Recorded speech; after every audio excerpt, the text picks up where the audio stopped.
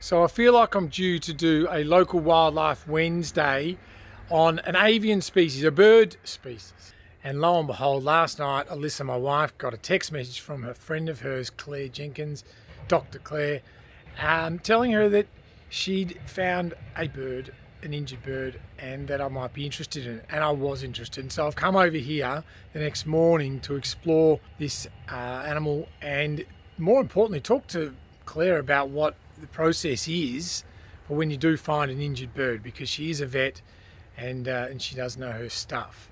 So let's go and see what's in the box. Good to see you on a Monday morning. Thank you for having me over. Of course. So what's the story? What happened? So basically, we've got a Tawny Frog Mouth in here. This bird was a couple of doors down and had been found on the ground, and it hadn't moved for at least 6 hours, or it had moved on the ground. It had tried to fly once and was unable to, and they were really concerned that it wouldn't be normal behaviour for a bird like this to be on the ground that long. No, definitely not, especially for an adult, maybe a young bird, but not at this age. Yeah. Let's have a look. I'll Yeah. just bring the camera down so we can see. So because I don't want to stress him, he's getting a little bit stressed opening his mouth up there. Yeah, so they're opening their mouth, meaning it's... He's feeling a little bit under attack at the moment, but he's vulnerable. okay. Yeah, very vulnerable. And I noticed you've got cat food in there. Yeah, so that obviously is not their primary food, but they are carnivores. They eat insects in the environment. Yep. So for carnivorous birds, it's common as vets that we can give them something like cat food. He hasn't had any, but it was just more that I wanted in there in case overnight, and obviously he'll get his proper food today. I also put a rock in the water just so that it couldn't be easily knocked over. Oh yeah, that's a clever tip. Yeah. Now, they're often confused with owls, and people consider them owls, but they're not. They're part of the nightjar family, or nightjar group. And there's a couple of subtle differences between them, and I'll show you what they are. Firstly, it's their feet. More for perching than they are for grabbing prey. They don't have serious talons like their owl friends. Instead, they'll use that big mouth, and they're called a frog mouth because they do have a very wide, big mouth, and that's what they catch their prey with. They will eat mice and other vermin around the house, so they are a welcome bird, if you ask me, in your backyard. But their main form of food is insects. They also eat small reptiles too. They catch all that in their mouth rather than with their feet like an owl does. Most owls will also seek a hollow in a tree for their refuge and for their nesting. These birds will build a nest on a perch in a tree, and then they'll literally camouflage themselves all day with that speckled feather coloration.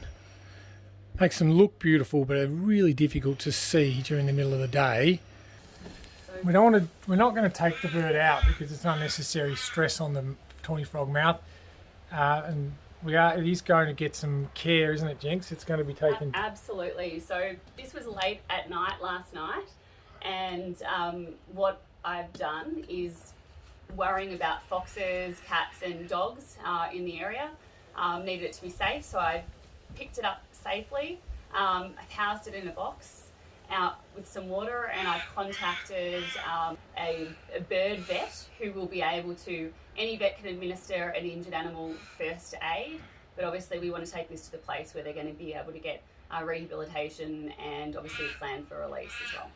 When they're really young, like a fledgling without any feathers, and you find them on the ground, there's all this theory about not touching it. If you put your scent on it, it'll get rejected by its parents. Is there truth to that?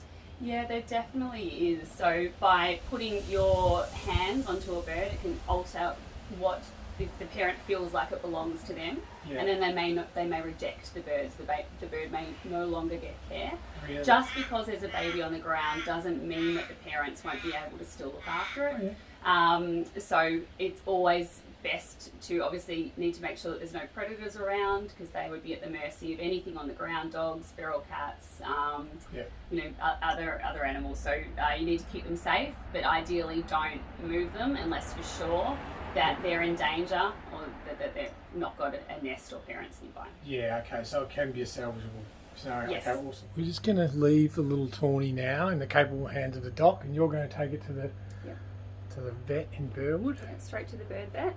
And I'll might check in on with you later in the week to see what happened. Hey? Yeah, absolutely. Thanks, mate. No worries. That's great. Pete. Cheers.